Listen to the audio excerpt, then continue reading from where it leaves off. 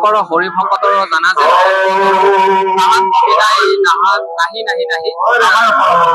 এই মুহূৰ্তত উপস্থিত আছো মই বজালীৰ বাগনাৰ ওপৰ নয় দ্বিতীয়বাৰ্ষিক ভাগৱত পাঠ তেখেতসকলে যে কাৰ্যসূচী ৰূপায়ণ কৰিছে এই কাৰ্যসূচীত আজি তেখেতসকলৰ ৰাতিপুৱাৰ ভাগৰে পৰা বিভিন্ন ধৰণৰ কাৰ্যসূচী ৰূপায়ণ কৰা পৰিলক্ষিত হৈছে। জগতমণিয়ে বাপৰ দ্বাৰা ইয়াত ভাগৱত পাঠ কাৰ্যসূচী যি ৰূপায়ণ কৰা হৈছিল সকলো ৰাইজে ইয়াত ওলাই আহি ভাগৱত পাঠ যে কাৰ্যসূচী ৰূপায়ণ কৰিছে এই কাৰ্যসূচী সুচাৰুৰূপে পালন কৰা পৰিলক্ষিত হৈছে। উদযাপন সমিতিৰ বিষয়ববীয়াসকল আছে তেখেতসকলৰ পৰা জানিব বিচাৰিছো কেনেধৰণৰ কাৰ্যসূচী ৰূপায়ণ কৰিছে এইবাৰ আপোনালোকে দ্বিতীয়বাৰ্ষিক ভাৱে পালন কৰিছে। আজি আমি অনুষ্ঠানটোত আমাৰ স্বনামধন্য শ্ৰীমান জগতমণি আৰু বাপক আমি ইয়াত উপস্থাপন কৰা হৈছে। আমি বিচাৰিছো আমাৰ সমূহ আঞ্চলিকভাৱে সকলো ৰাইজক তেখেতে ধৰ্মীয় প্ৰভাৱ যাতে ইয়াত পেলাব পাৰে আৰু লগতে ঘৰুৱা সামাজিক কিছুমান অপকৰ্ম যিবিলাক কাম চলি আছে সেই অপকৰ্মবিলাক যাতে তেওঁ ভাগৱত পাঠৰ মাধ্যমেৰে তেওঁ নাইকিয়া কৰিব পাৰে তাৰে কাৰণে প্ৰয়াস কৰা হৈছে। আপোনাৰ ওচৰলৈ আহিছো ৰাতিপুৱাৰ পৰা ভক্তিৰসে নিমজ্জিত হৈ পৰিছে এই নামঘৰ প্ৰাংগণ কি ক'ব কেনেধৰণৰ ৰাইজৰ অংশগ্ৰহণ কি কাৰ্যসূচী ৰূপায়ণ কৰিছে? ধন্যবাদ।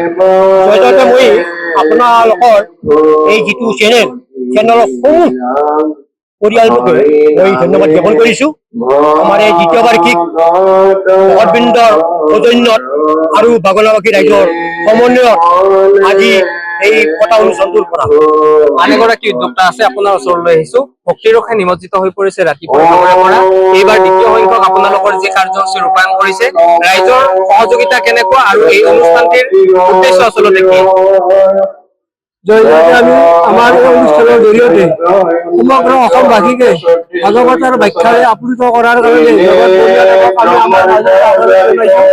আৰু দ্বিতীয়তে সমূহ ৰাইজৰ 100% আমাক সহায় সহযোগিতা কৰাৰ কাৰণে ধন্যবাদ জনাইছো।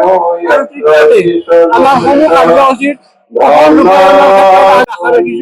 আৰু পঞ্চমতে আমাৰ এই মানৱ জাতিয়ে যাতে আধ্যাত্মিক দিশত ভাগৱত ব্যাখ্যাৰ সাগৰত ডুব গৈ নিজৰ কৰ্মময় জীৱনত বৈকুণ্ঠপুৰীলৈ নিয়াৰ কাৰণে সেন্দুৰীয়া কৰি তুলিব পাৰে তাৰ কাৰণে আশীৰ্বাদ জনাই আমিও আশীৰ্বাদ বিচাৰি নমস্কাৰ জনাই মোৰ এই বক্তব্যখিনি ইমানতে সামৰণি মাৰিব।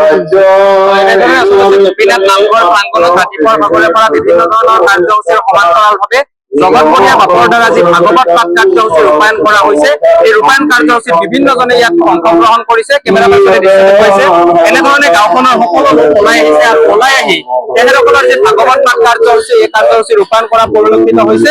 সকলো ৰাইজে আজি ভক্তিৰসে নিমজ্জিত হৈ পৰা পৰিলক্ষিত হৈছে আৰু জগতমণিয়ে বাপৰ এই কাৰ্যসূচীৰ মাজলৈ আমি আপোনালোকক পোনে লৈ গৈছো। যিকোনো খবৰৰ বাবে যোগাযোগ কৰক 7099017330 লগতে 7099017110 নম্বৰত।